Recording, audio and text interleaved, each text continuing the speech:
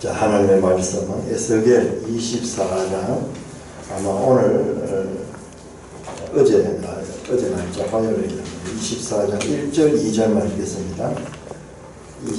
에스겔 24장 1절 2절 같이 봉독하시겠습니다. 아홉째 해 첫째 달 열째 날에 여호와의 말씀이 너희에게 이르시되 인자야 너는 날짜 곧 오늘의 이름을 기록하라. 오늘 예루살렘에 가까이 왔느니라. 자, 이게 아홉째 해 열째 달 열째 달 아홉째 해라고 하는 것은 무엇을 기준으로 했냐고 하면은 에스겔이 바벨론으로 포로로 온 지 아홉째 해요. 언제 포로로 왔느냐? 597년에 포로로 왔습니다. 이때 여호야긴 왕과 더불어 가지고 바벨론 2차 포로 시기 때 그때 에스겔이 왔어요. 그럼 여기에서 9년이 지났으니까는 언제나 588년. 저 586년에 유다가 멸망한데 유다가 멸망하기 바로 전. 그런데 느부갓네살 왕이 포위를 했습니다. 바벨론 왕이 오늘 예루살렘 가까이 왔다. 자, 그러면 어떻게 되냐? 약 십수개월간, 약 2년 가까이 포위했습니다. 포위. 예루살렘을 포위했습니다. 그래서 예루살렘 안에서 굶주림과 심지어는 너무나 굶주려가지고 인육을 먹는 그런 사건들이 일어나고 약탈과 그 안에서 자멸하는 그와 같은 현상. 그 신명기에 나오는 신명기 28장에 나오는 저주. 전부 다 정신이 없어지고 슬퍼도 더 이상 슬퍼하지도 않고 굶주려가지고 마음이 갑갑해 사람을 보고도 먹을 것을 생각하고 심지어는 아이를 잡아먹고 그렇게 하는 처참한 일들이 바로 이렇게 해서 일어나게 된 것입니다. 그래서 자, 1장에서 3장까지가 에스겔의 소명, 하나님이 어떻게 에스겔을 불렀느냐 소명에 대해 나오고 4장부터 24장까지가 유다의 심판 선언이죠. 유다의 심판에 대한 선언이죠. 그 24장이에요. 지금 24장 지금 마지막이 이제 이 2년 후에 멸망되기 마지막 때 지금 하나님께서 말씀하는 거예요. 말씀하고요. 그 25장부터는 열방에 관한 심판선으로 이어집니다. 그래서 24장은 그런 면에서 아주 중요합니다. 자, 열왕기 하 25장 쳐봅시다. 저도 이거요. 깜짝 놀랐어요. 지금 그냥 여사로 보다가 성경과 성경을 찾아보면 열왕기하 25장 1절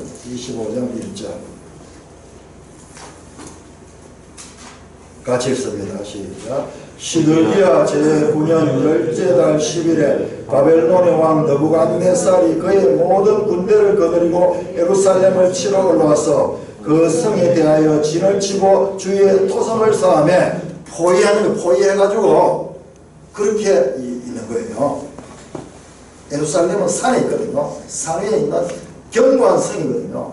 그러니까 바로 공격하지 않고 포위를 해가지고 성 안에서 말려 죽이는, 성 안에서 보급로를 다 끊어버리고 나중에 이제 성 안에 먹을 것이 다 떨어지면은 항복하고 올 것이다. 그렇게 해서. 그런데 이것은 언제냐? 시드기야 9년 열째 달이에요. 시드기야 9년이 언제냐?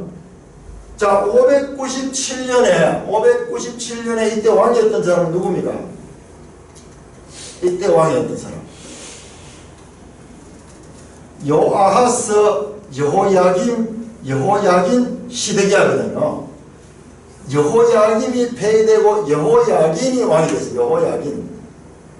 그러나 여호야긴을 왕을 포로로 잡아가 버렸어. 바벨론 왕이 포로로 잡아버렸어. 그래서 여호야긴 대신 시드기야 왕이 됐어. 시드기야. 그러니까 에스겔이 포로로 잡혀간 지 9년이나 시드기야 9년이나 같은 해인 거예요. 같은 해. 와, 이거 소름이 끼칠 정도로 성경이 역사적인 정확한 책이다. 정확한 책이다. 자, 에레미야 52장 볼까요? 에레미야 52장.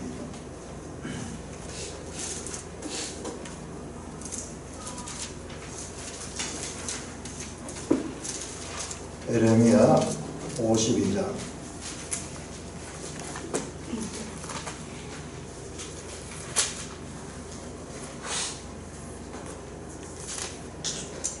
(52장) 4절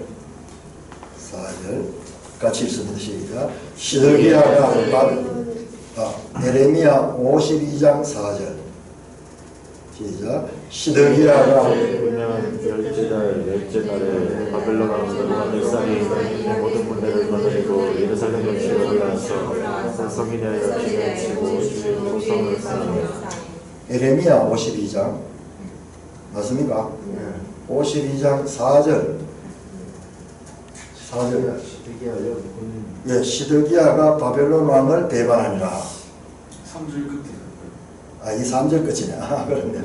자, 시드기야 4, 그러니까 시드기야가 바벨론 왕을 배반하고, 자, 이 바벨론 왕이 시드기야를 씌웠거든요. 여호야긴은 포로로 잡아가고 바벨론 왕이 시드기야를 왕으로 씌웠는데, 시드기야가 이 자기를 왕으로 씌운 바벨론 왕을 배반했던 거예요. 그래서 시드기야 9년 열째 달 날짜가 똑같아요.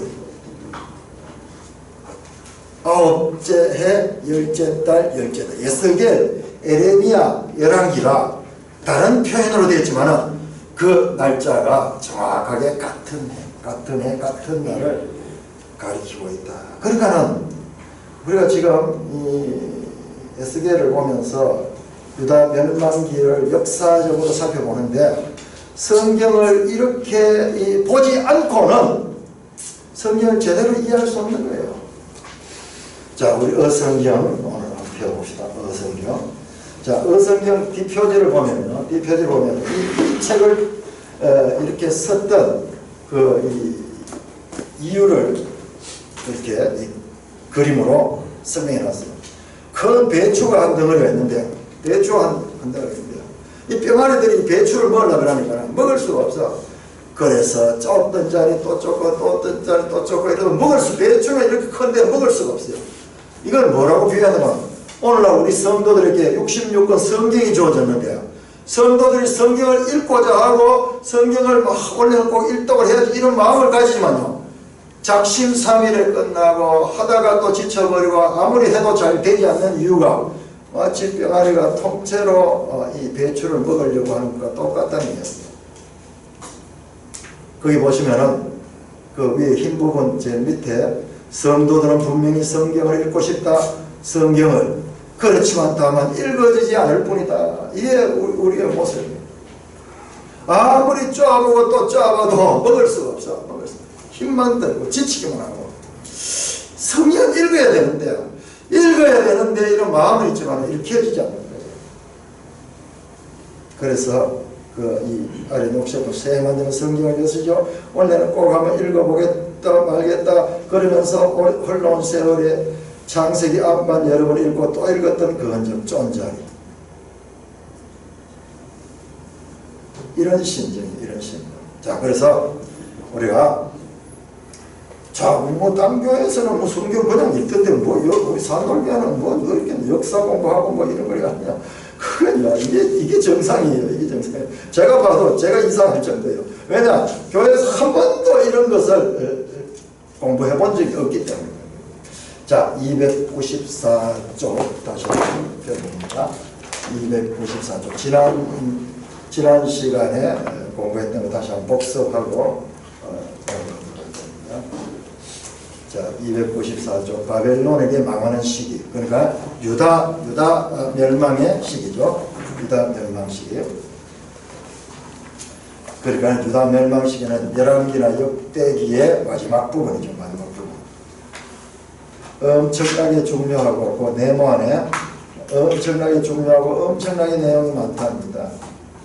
우리는 왕화 끝 꼬리 부분에서 간단히 스케치했습니다. 남유다가 멸망한 이 꼬리 부분에 많은 애언서들이 얽혀 있다고 했죠. 더더욱 중요한 부위거든요. 남유다의 멸망이 때문에 역대에서는 자, 그렇게 해서 자 1번 거기 보면은 BC 609년 제1차 갈그미스 전투 그 지도를 봅니다. 295쪽에 지도를 보시면은 지도가 이렇게 이집트와 그 다음에 이 동쪽에 바벨론 그 당시에 세계의 강대국입니다. 그 전에 강대국은 어디였습니까? 박수로. 그렇죠. 아수르는 약 600여 년 동안 세계를 지배했어요. 그러니까 정말 오랫동안 지배했는 거예요. 저 다윗 시대부터 시작해가지고 그때부터 아수르가 큰 영향력을 끼치면서 나중에는 북이스라엘이 멸망하는 것도 아수르에서 멸망했죠. 근데 그 아수르가 바벨론에서 망하고 이제 이 강자는 바벨론이 되었습니다. 이집트는 오랫동안 이 강대국으로 있었지만은 지금 아수르와 이집트가 동맹을 맺고 있었어요. 동맹을 맺고 있어요. 그러니까 이 바벨론의 나부ход네살이 점점 성장하니까 이집트의 바로가 아수르를 도와가지고 저 위에 갈그미스에 가서 전쟁을 했습니다. 그 1차 전쟁. 1차 전쟁은 무성부로 끝이 났습니다. 무성부로 끝이 났습니다. 자, 296쪽입니다. 296쪽.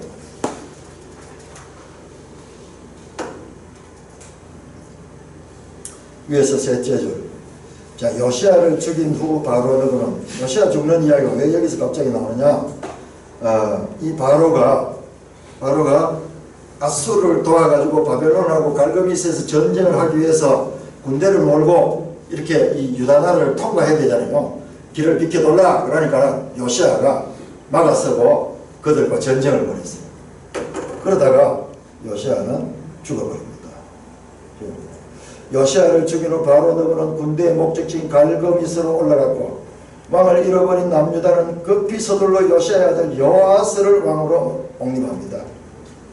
바로 너는 신은 바벨론과 갈그미스에 접전한 후 애굽으로 내려가는 길에 전쟁에서 이제 무승부가 돼가지고 승부를 가리지 못하고 다시 이제 자기 나라로 귀환하면서 내려가면서 유다로 또 통과하잖아요. 유다로 오면서 딱 보니까는 요아스가 왕으로 있는 거예요. 그래서 요아스를 포로로 잡아가 버립니다. 포로로 잡아가 버리고 바로가 왕을 시하는데 그가 바로 여호야김.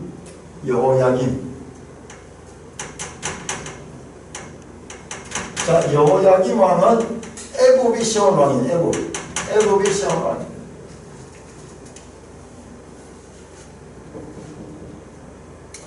요아스는 포로로 잡아가 버리고 그 다음에 자기들이 왕을 시합니다. 3개월 만에 왕이 바뀌죠. 바로는 요아스 행했던 여호야김을 대신 왕으로 앉혀놓습니다. 자기 수하해놓고 조정하자는 겁니다. 이때부터 유다의 여호야김 왕은 애굽에 조공을 바치기 시작합니다. 애굽의 눈치를 보는 신세예요. 자, 이때 하나님께서는 에레미야 선지자, 그 다음에 나훔, 스바냐, 우리 에스겔 같은 선지자들도 이 시기 무렵으로 이제 나타납니다. 자, 거기 그 부분으로 넘어가고 298쪽. 자, 2차 갈그미스 전투. 605년입니다. 605년. 우리 이 지도책 214쪽 한 거예요. 지도책 214쪽.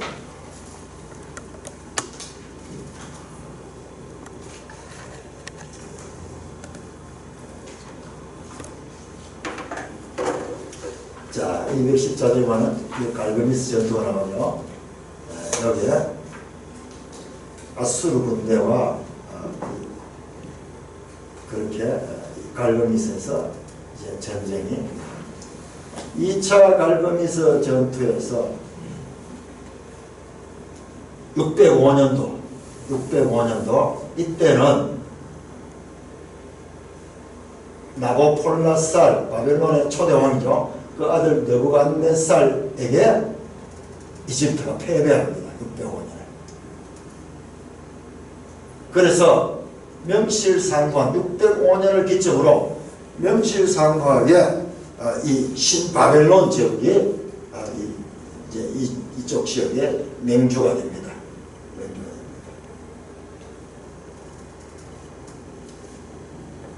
자, 그래서 2차 갈그미스 전투고, 그 다음에 299쪽에 보면 우리가 이제 그 지도를 보면은 자, 지도에 무대 A와 무대 B가 있습니다.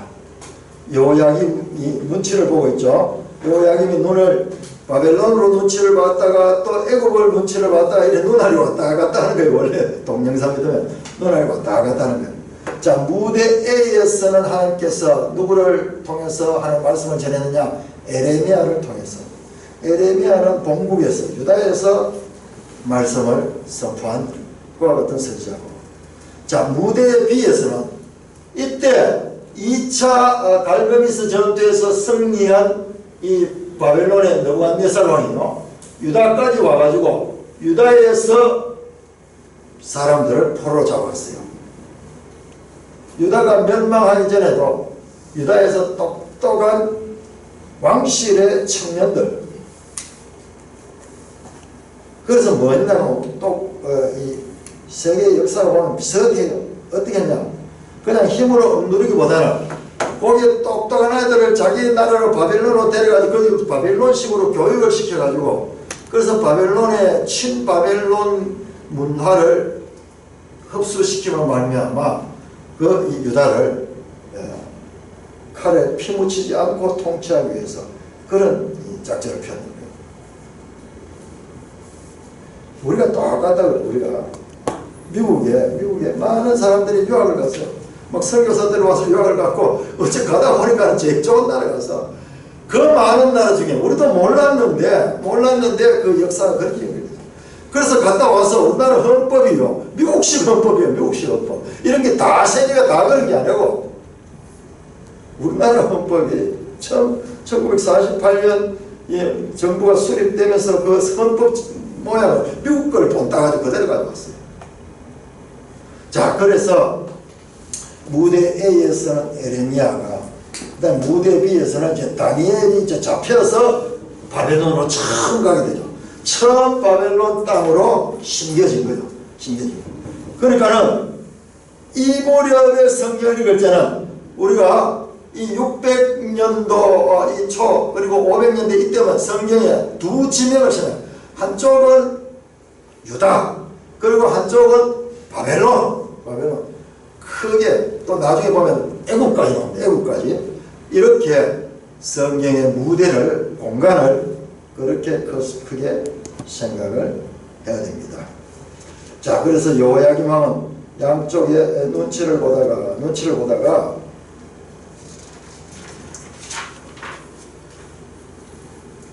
자, 300쪽으로 여호야김의 그 후의 역사를 보면은, 그는 3년 후에 바벨론을 배반합니다. 그러자 느부갓네살은 각국 부대를 보내서 유다를 치는데 이 통에 죽는다고 보는 것이 없습니다.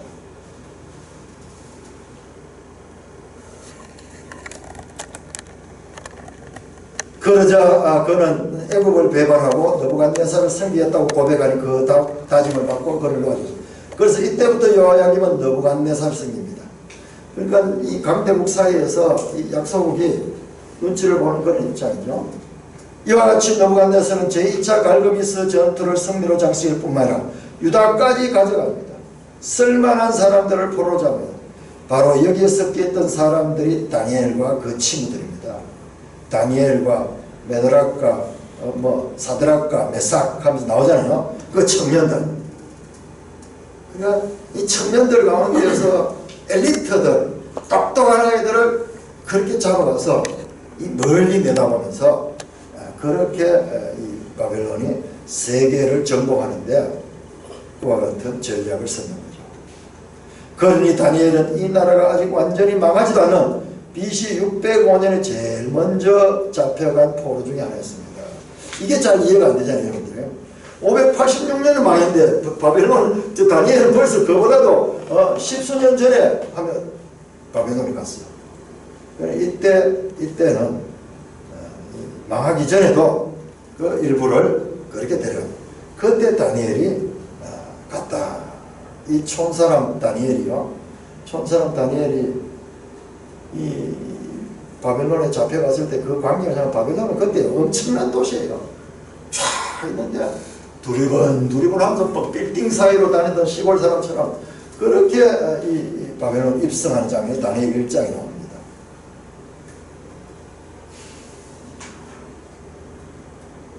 자, 이렇게 그 네모안입니다. 이제부터 다니엘은 바벨론에 있는 겁니다. 무대 B입니다. 이렇게 왕정시대, 포로시대에 겹쳐 있습니다. 그럼 망하기 전에 이미 포로시대는 시작이 되는 거예요.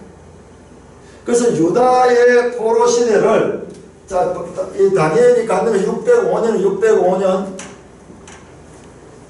자, 그런데 바벨론에서 유다가 멸망한 586년이죠. 그런데 여기서 언제 해방되냐? 539년에 누구에 의해서 해방이 됩니까?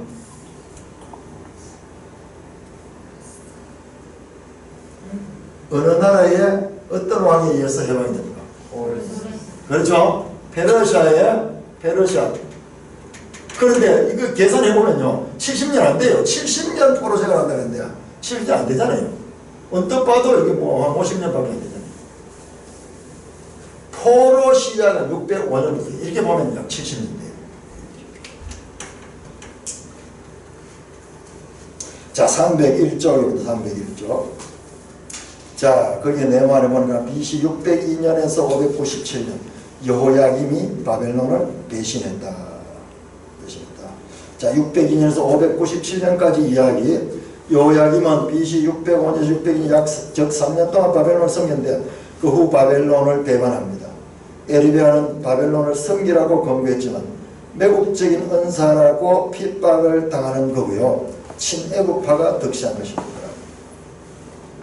그러니까는 선지자라는 사람이 이 하나님 우리나라를 지켜주니까는 우리는 싸워서 이기라, 죽창 들고 나가가지고 싸우자, 뭐 이렇게 하자고 한국에는 이렇게 해보는 거예요. 와, 황당한 얘기다. 친일파가 된 친일파. 친애국파가 득세했기 때문에, 그러니까 이 바벨론 성기라는 이 에레미야를 감옥에 잡아넣고 고문하고 막 그렇게 하는 거예요. 이 당시에는 친애국파가 득세한 것입니다. 그러니까 그들이 말도 안 된다 그러면서 에레미야를 공격한다. 최근 몇 년 동안 애국과 바벨론 푼박으로 해서 시달린 유다는 어느 쪽에 붙는 것이 이득이냐를 듣고 궁궐이 시끄럽습니다. 바벨론을 섬긴 지 3년이 됐을 때 친애국파의 목소리가 커진 것이죠. 자, 그 밑에서 다섯째 달 여호야김이 죽자 백성들은 그의 아들 여호야긴을 왕으로 옹림합니다. 이 여호야긴을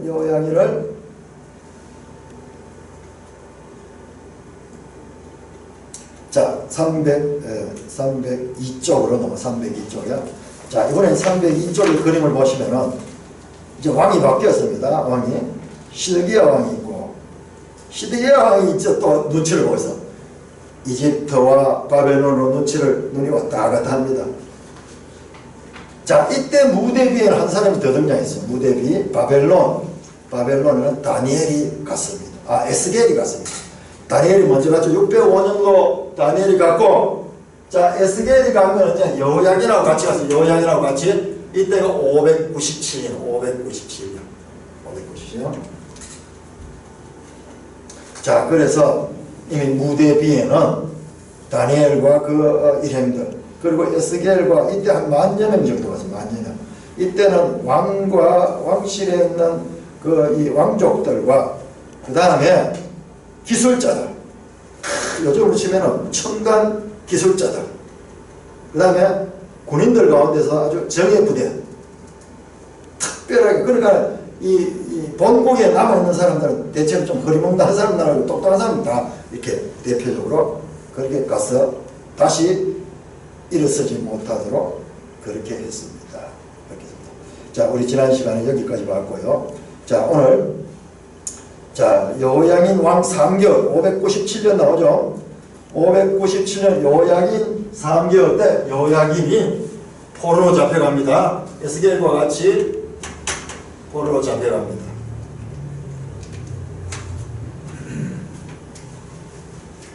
자, 그리고 대신 왕은 이제 시드기야가 왕이 됩니다. 마지막 왕 시드기야가 왕이 됩니다. 303쪽입니다. 303쪽.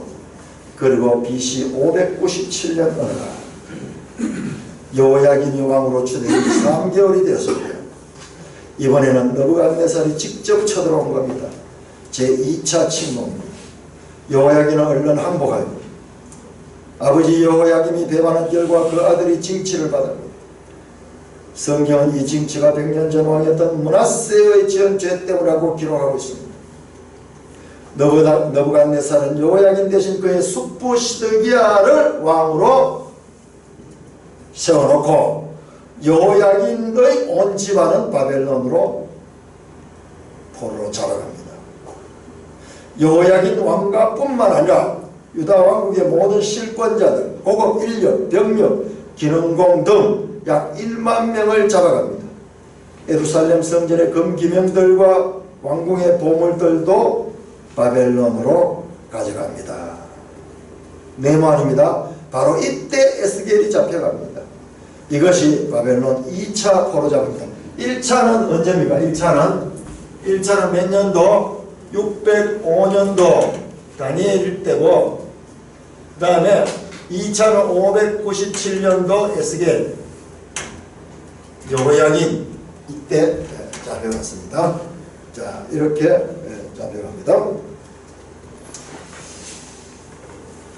다니엘은 이미 BC 605년 1차 포로로 잡혀가 바벨론에 있을 때입니다. 그러니 다니엘과 에스겔은 같이 붙어 다닌 거 맞죠? 포로로 잡혀갔다 돌아오는 BC 500년 400년 사이에 등장인물 생략하겠습니다. 포로 후기의 이야기입니다. 자, 시드기야 왕은 바벨론에게 충성을 맹세했고 느부갓네살은 바벨론으로 떠납니다. 자, 자기가 이제 꼭두각시 왕 시드기야를 세워놓고 느부갓네살은 그 여호야긴과 포로들을 이끌고 동국으로 돌아갑니다. 에레미야는 무대 A에 여전히 서있네요. 무대 A는 유다 지역이죠. 잡혀간 왕족들과 리더십들에게 편지를 보내 잘 정착하라고 격려합니다. 자, 우리 한번 읽어봅시다. 이때 이분이 지금 이제 성경을 이렇게 읽으라고, 이렇게 역사적 배경과 성경을 같이 읽으라고 그렇게 자세하게 지금 설명이 에레미야 29장.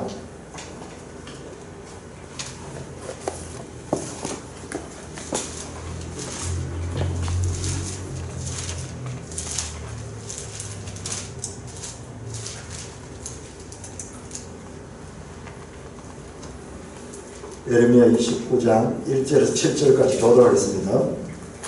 에레미야 29장 1절. 선지자 에레미야가 예루살렘에서 이 같은 편지를 느부갓네살이 예루살렘에서 바벨론으로 끌고 간 포로 중에 남아있는 장로들과 제사장들과 선지자들과 그 모든 백성에게 보냈는데, 그때 느부갓네살 왕과 왕의 공중 내시들과 유다와 예루살렘의 고관들과 기능공과 토공들이 예루살렘에서 떠나는구나. 여고니야 왕이 바로 여호야긴. 유다의 왕 시드기야가 바벨론으로 보내어 바벨론 왕 느부갓네살으로 가게 한 사반의 아들 엘라사와 힐기야 아들 그마라 편으로 말하되, 만군의 여호와 이스라엘 하나님께서 예루살렘에서 너희로 사는 그 이제 나라에서 파신된 사절단이 바벨론을 갈 때 그 사람들 편으로 지금 말씀을 전해달라고 그렇게 하는 거예요. 하나님께서 바벨론 포로 너희들에게 이렇게 말씀하셨다. 5절, 너희는 집을 짓고 거기서 살며 텃밭을 만들고 그 열매를 먹어라. 하늘을 맞이하여 저들을 맞이하며 너희 하나님이 하늘을 맞이하며 너희 땅을 맞이하며 그들을 맞이하며 너희가 왕성에서 왕성을 지하리라. 같이, 너희는 내가 사로잡혀간 성읍의 평안을 구하고 그를 위하여 여호와께 기도하라. 이는 그 성읍이 평안하고 너희도 평안할 것이다. 무슨 말이냐? 그것을 결혼하고 어째서 눌러 살아가는 거야. 돌아올 생각하지 말고 너가 생전에 돌아올 수 없으니까 아예 그 속에서 안정감을 가지고 살아가는 겁니다. 10절 시작.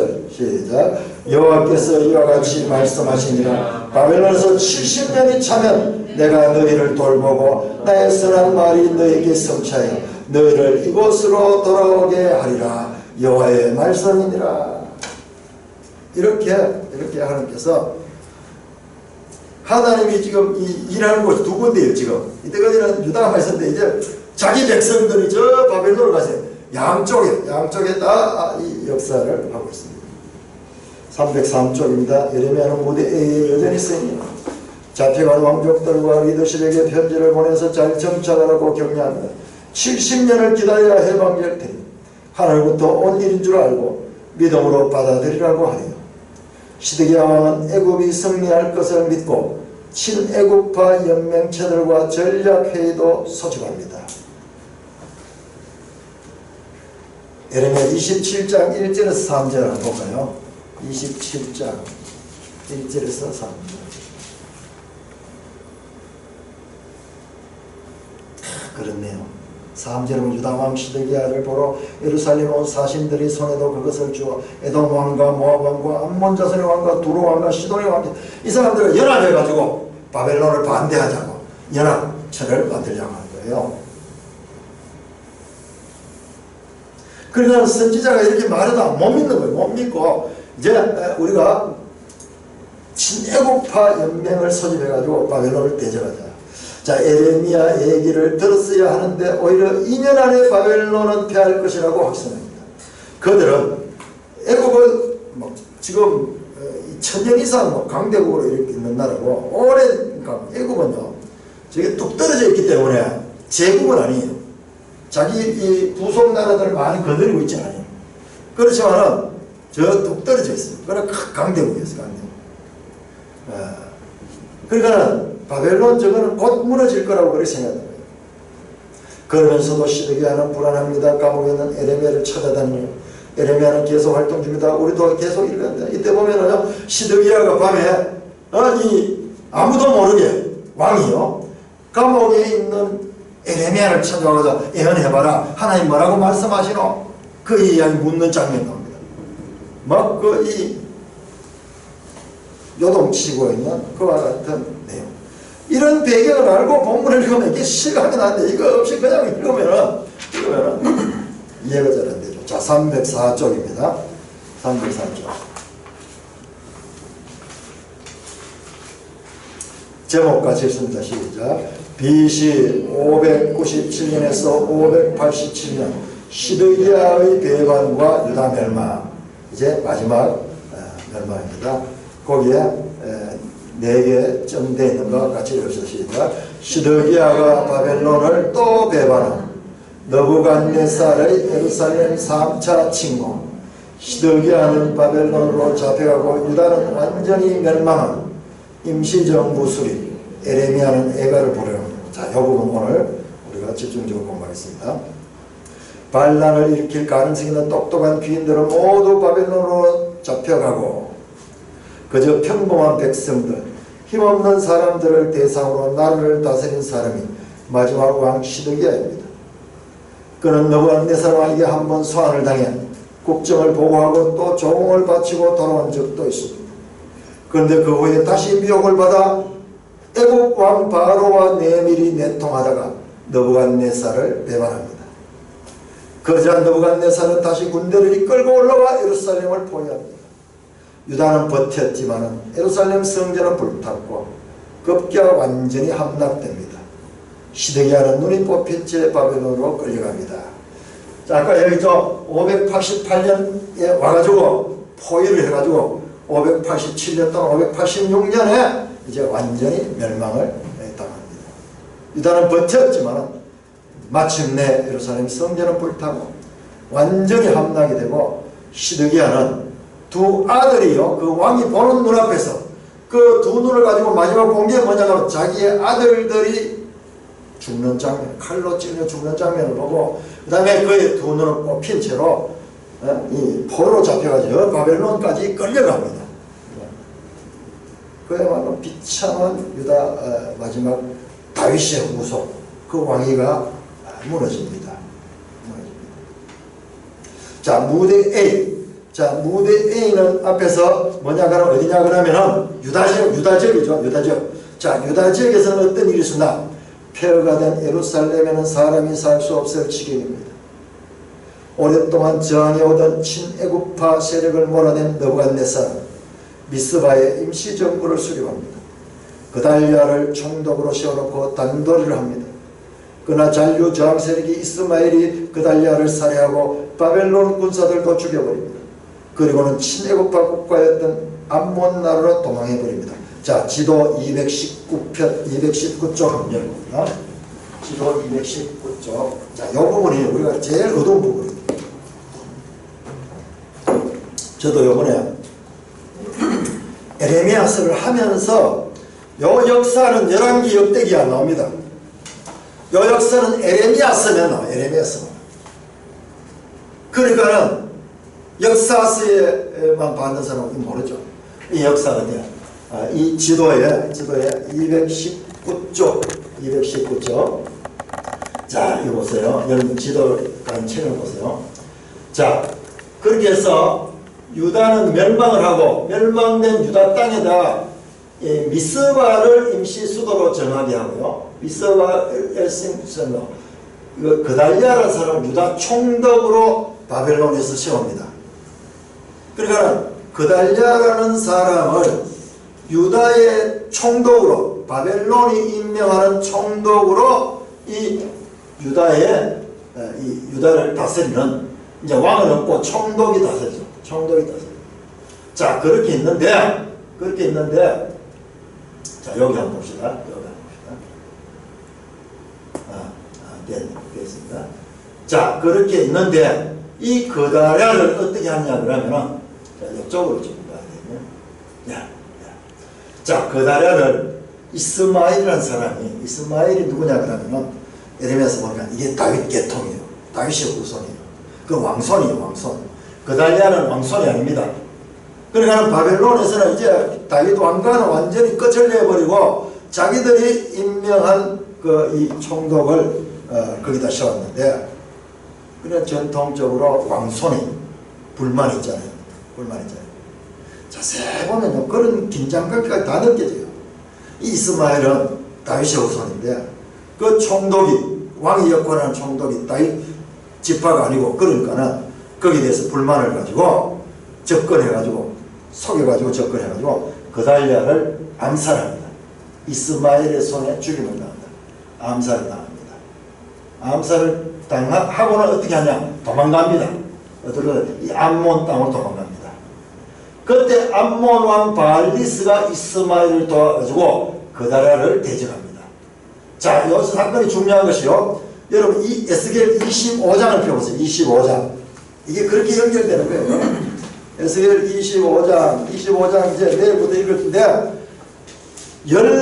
열국에 대한 심판선언이거든. 열국에 대한 심판선언에 제일 먼저 나오는 게 암몬.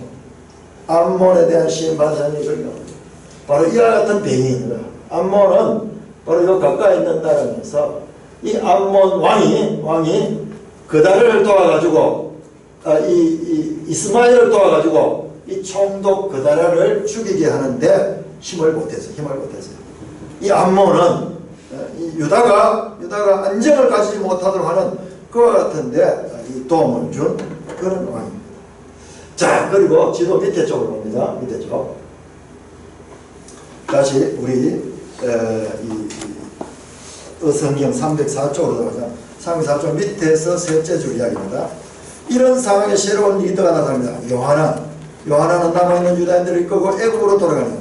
이때 예루살렘 에레미야도 합류하네요.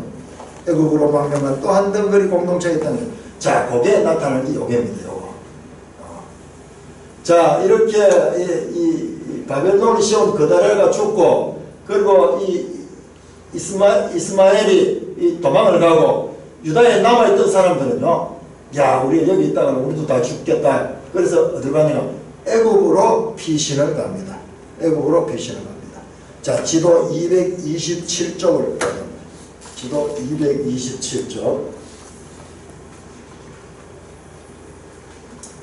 자, 이게요. 바로 그 장면. 자, 그렇게 해서 마지막 이제 유다 말기에 어떻게 세계로 흩어지는가 보세요. 바벨론으로 간다고 이야기해서 열국에 흩어지고 내가 너희를 해치리라. 그래, 해치리라. 하나님 말씀 한마디가 얼마나 중요한지 몰라요. 그냥 바벨론 포로로 가는 게 아니라 바벨론에 가서도 그 인근 지역 여러 곳에 흩어져 가지고 있었고, 그 다음에 한쪽은 완전 이 사람들은 애국으로 내려가가지고 에레미야는 안 가려고 합니다. 그런데 억지로 끌고 갑니다. 끌고 가지고 다반에서 여기 갔다가 다시 이 멤피스 여기 갔다가 다시 더 내려가지고 이 아래까지, 와, 이 아래까지 내려가지고 엘레판티네 가. 여기에 보면은 고고학적인 유적이 나와요. 이 이스라엘 사람들이 여기 와서 신전을 만들고 거기 했던 그 흔적들이 이 고고학적으로 나옵니다. 여기까지 내려가지고 그래서 유다 말기에 이렇게 애굽으로 저 바벨론으로 그 전 세계로 이렇게 흩어지는 그와 같은 장면이 나옵니다. 자, 305쪽 성경 305쪽. 애굽으로 들어간 유다인 만명객들의 생활 어땠는지 아세요? 여전히 우상 앞에 경배하며 구원해달라고 기도하는 거예요. 기가 막히지 않습니까? 에레미야, 이 어이없는 상황 눈 뜨고 보기 어려워합니다. 이런 멸망 이후의 히스토리가 열왕기하 역대하에는 써있지 않아요. 그럼 어디에 있는 정보일까요? 에레미야에 써있어요. 그래서 우리는 에레미야를 계속 연대순으로 읽어온 겁니다. 에레미야 성명수술 잘했죠. 자, 그 다음에 아래 지도 봅니다. 자, 그렇다고 너 바벨론 어스되지 마라. 너도 결국 망한다. 자, 다니엘, 에스겔, 포로 시대에 대한 역사가 나옵니다. 자, 306쪽으로 나왔습니다. 306쪽. 자, 여기서 중요한 내용이 나옵니다. 여기서부터 깊은 내용입니다. 깊은 내용. 우리가 질문하는 거. 우리가 늘 이 질문을 해야 돼요. 질문해야 돼요. 성경 읽으면서 계속 질문해야 됩니다. 질문이 나오게 돼 있어요. 에레미야를 타고 흘러내리는 유다 멸망기 역사 신기하지 않으세요? 예언서인데 역사 정보를 주니 말입니다. 그것도 사기 열왕기하 역대하에도 없는 정보를 왜 우리는 이 에레미야를 아직도 붙들고 있어야 하는 걸까요? 이런 절망스러운 세계 대전 속에 던지시는 하나님의 메시지 때문입니다. 아수르, 애굽, 바벨론이 엉켜서 꿀꿈 꿈틀대던 전쟁터에 나타난 유다의 박수무당 술객 에레미야. 그러니까 외국인들이 봤을 적에 유다의 외국인들은 이방 사람들은 보니까는 뭐 선지자가 전부 다 무당이니까는 그렇게 자기들 봤을 때는 에레미야, 하나님의 선지자 에레미야. 바로 그가 말하는 예언 메시지는 간단합니다.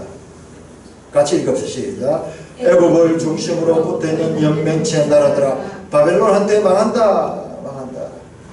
그렇다고 너 바벨론 의시 되지 마라. 너도 결국은 망한다. 그래서 주어지는 말씀이 뭐냐? 그래서 주어지는 말씀이 자, 에레미야 46장을 펴보세요. 46장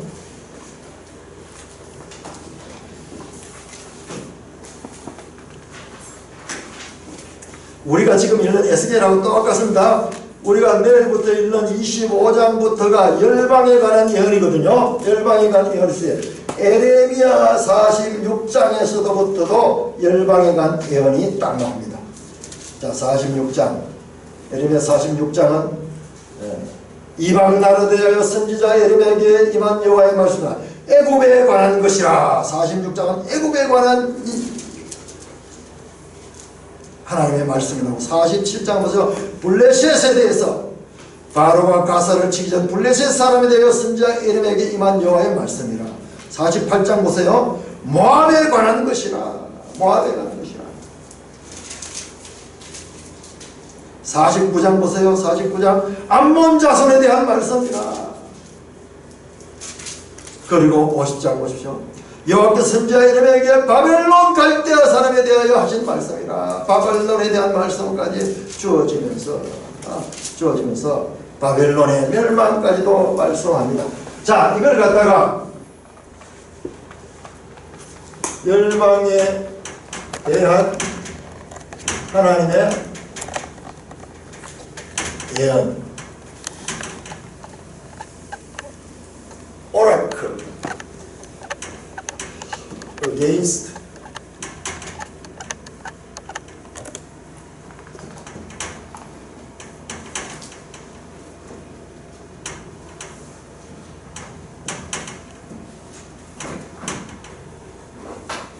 나라들에 대한, 열방에 대한 하나님의 오라클, 하나님의 말씀, 하나님의 신탁, 하나님께서 주시는 말씀. 자, 보세요. 에스겔서 우리가 내일부터 읽는 내용이요, 암몬에 대하여, 모압에 대하여, 에돔에 대하여, 그리고 두로에 대하여, 그리고 이집트에 대해서 열방에 대한 예언이 나옵니다. 에레미야에도 열방에 대한 예언이 나와요. 이사야에도 열방에 대한 예언이 나옵니다. 열방에 대한 예언이 나오는 것은요, 선지서에서 공통된 내용이, 공통된 내용. 이걸 통해서 우리가 알 수 있는 것이요, 뭐냐면 하나님은 누구냐? 유대인에 대한 이야기만 아니에요. 유대인 이야기는 결과적으로 열방을 향하기 위한 그와 같은 메시지입니다. 여기서부터 하나님이 누구신가가 점점 드러나는 거예요. 우리가 지금까지 보니까 모세 시대부터 여기까지 집중해서 보니까 이게 전부 다 이스라엘의 하나님인데 아니에요. 유다 말기부터 벌써 하면 하나님은 열방에 대한 그 뜻을 쭉 계시를 하면서 하나님의 관심사에는 열방이 다 포함이 됩니다.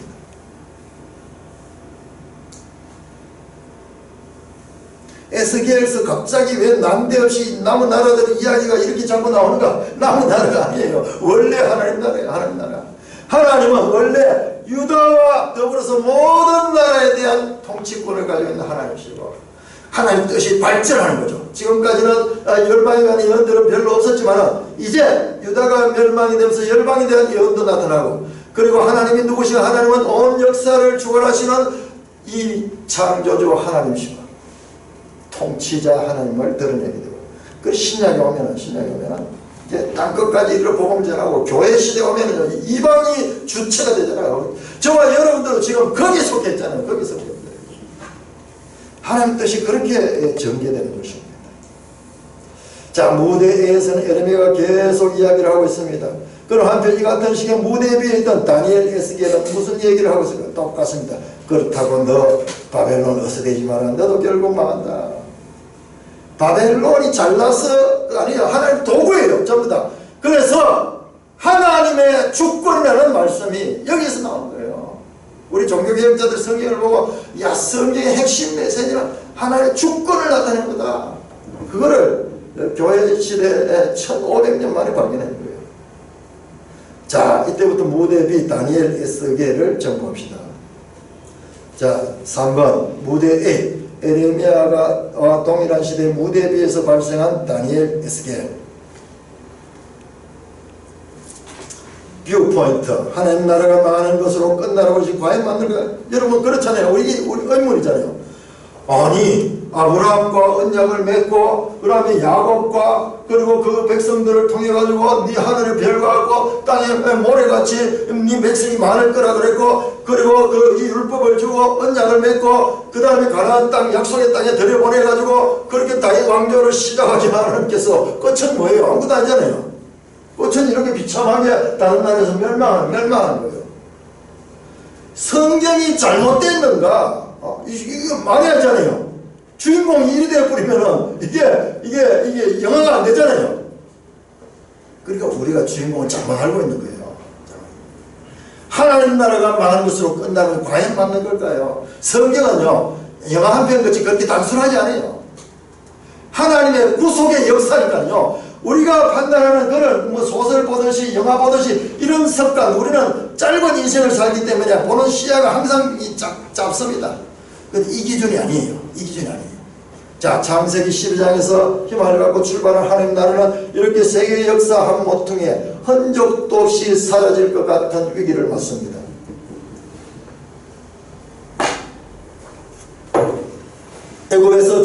어떤 민족을 해방시켜 법을 주셨고 땅을 주어 번듯한 나라를 건설하셨는데 이 이스라엘이잖아요. 이제 또다시 바벨론의 종이 되었습니다. 애굽의 종에서 이제는 마지막에 바벨론의 종이 되었어요. 종 원점에 와 있습니다. 제자리 그림을 한 것 같습니다. 그렇잖아요. 말이 안 되잖아요. 유대인들도 이게 너무 말이 안 됐어요. 하나님 다윗 언약 왜 됐습니까? 다윗 언약 영원한 나라를 주신다고 하나님께서 영원한 다윗의 왕위를 주신다고 했는데 하나님 언약은 어떻게 됐습니까? 이게 풀리지 않는 숙제인 거예요. 우리도 그런 의문을 가져야 돼요. 하나님 나라로서 사명을 감당치 못하고 결국 분열되고 급기야는 각각 멸망해버리는 역사로 왕정은 막을 내렸습니다. 이 왕정 시대 끝이 그렇게 됩니다. 왜 하나님은 당신의 왕국이 세상에서 멸망되도록 하시는가? 세계 역사 속에서 이런 모습으로 하나님 나라는 사라지는가?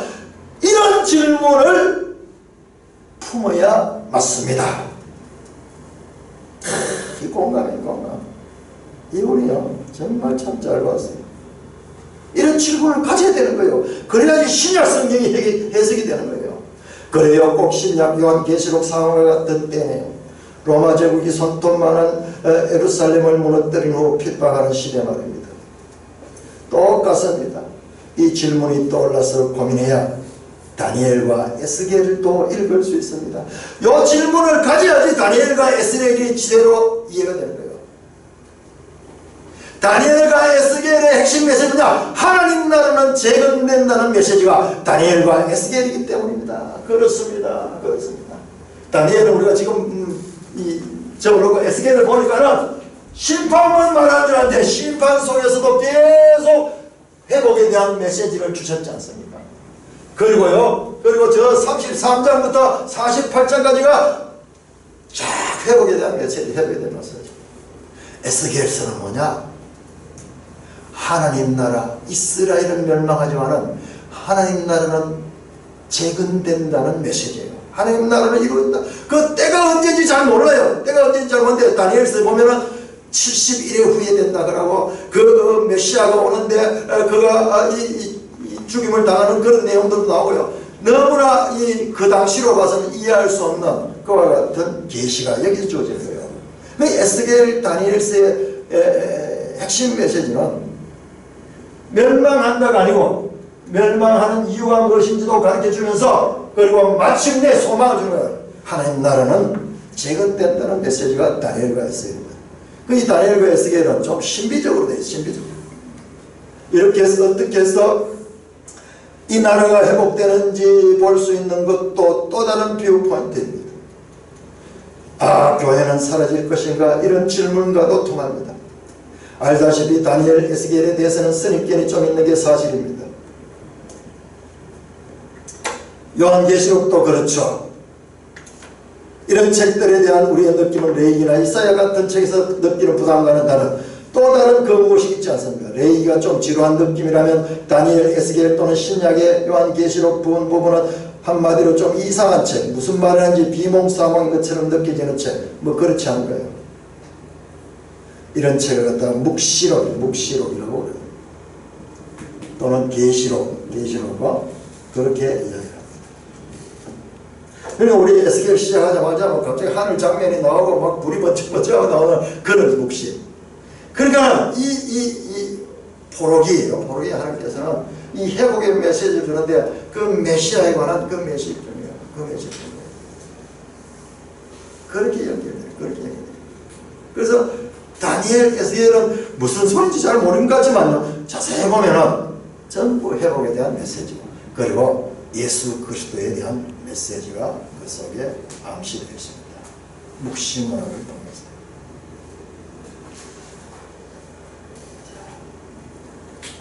오늘 여기까지